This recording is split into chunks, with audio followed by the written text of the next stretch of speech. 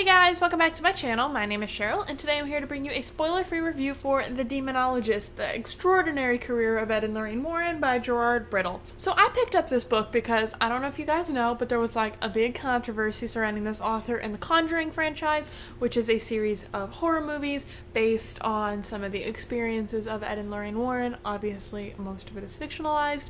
But the controversy was the fact that Ed and Lorraine Warren sold their story to Gerard Brittle so he could publish this book. They sold the exclusive rights to their story to him.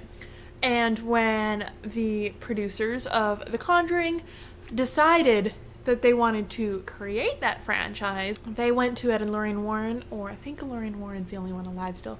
So they went to her and were like, "Can we use your story?" And she was like, "Yeah." Except for she didn't have the rights to it anymore. Gerard Brittle did. So she illegally sold her story rights to this movie producers. And yeah, Gerard Brittle was like, what the fuck? Because, you know, more than anything, he deserves royalties from those movies because they made a lot of money. And he has the rights to those characters by this point because they, like I said, they were fictionalized. And he has the rights to these stories. In fact, like, they tried to say in, like, the court cases and, like, the testimony that, oh, we didn't know you published a book. But, first off, Gerard Brittle has, like, in writing, like, the agreements from Ed and Lorraine Warren that they weren't going to sell their story to anyone else. But also, the director for The Conjuring is blurbed in this book, which it literally says, I read/watch a lot of scary stories, but fuck, The Demonologist, the true life account of Ed and Lorraine Warren is the scariest book I've read. They know about this book's existence. So I don't know what is going to happen with that lawsuit, but anyway, long story short, that is the reason I was interested in picking up this book, because I was like, I want to know behind this. The Conjuring movies were alright. This book was alright. And I think the only reason that it was just alright, as opposed to like great, was the fact that I could not really get behind a lot of it. I gave this one a 3 out of 5 stars. If you like really spooky ghost demon-y stories, you might enjoy this, but the problem for me is the fact that this is written and presented like a nonfiction book, but then so the narration style is kind of odd because it'll be like a question just in the form of a paragraph. So it'd be like, so how does Ed feel about this? And the next paragraph will be like Ed responding, but it's not like a question and answer setup. It's just regular pages to a book.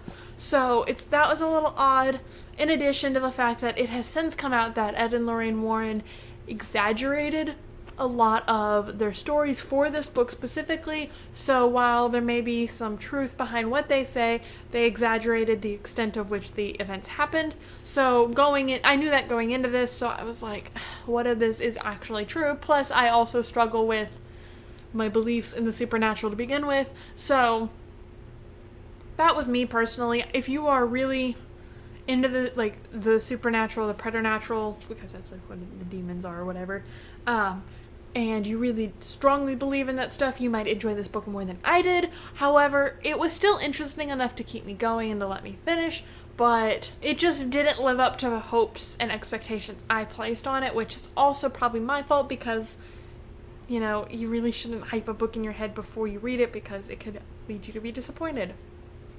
So like I said, I know it's supposed to be presented as nonfiction, but I had a hard time considering it nonfiction. But as a fiction book, it was just really poorly constructed. So I was like between a rock and a hard place there. I was like, what do I do? So I just kind of read everything with a grain of salt and just pushed my way through it. But this book overall felt really repetitive.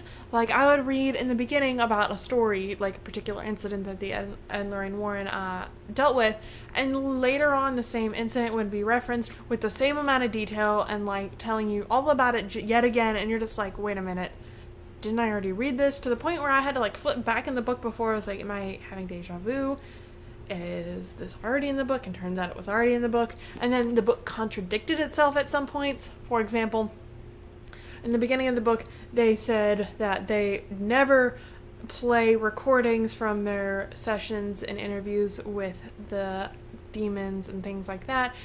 Because they do when they're interviewing the people or a possessed person, they do record everything. So they said they never play those recordings at like events and talk shows and things that like to audiences because it would terrify and frighten too many people.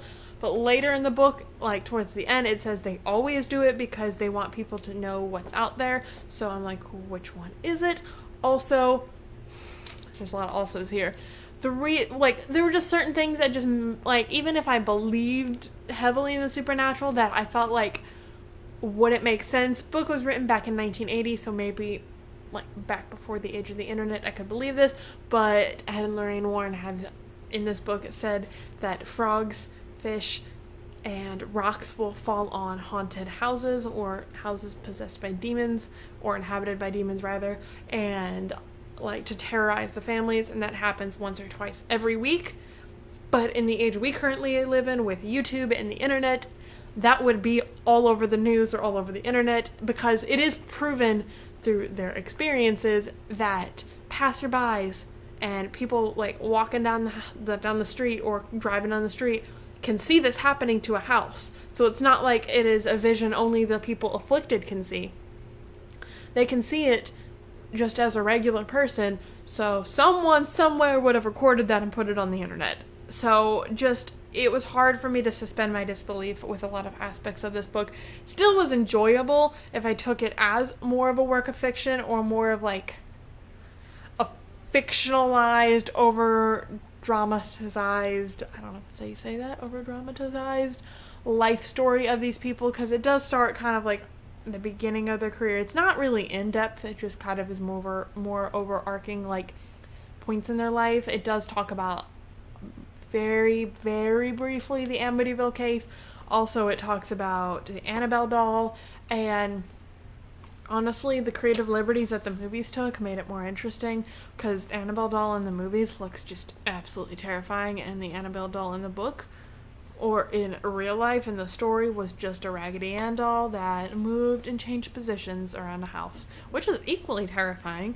But yeah, basically this book taught me that as long as you don't have a seance, as long as you don't play with an Ouija board, and as long as you're not a depressed person, you won't get haunted either by a ghost or by something a little more sinister.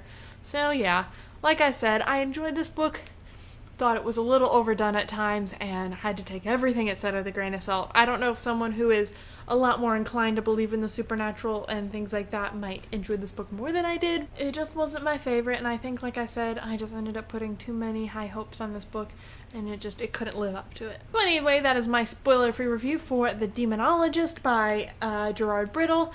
As always, thank you for watching. Don't forget to like, share, and subscribe. Follow me on all of my social media, which is always linked down below, and I will see you guys in my next video. Bye!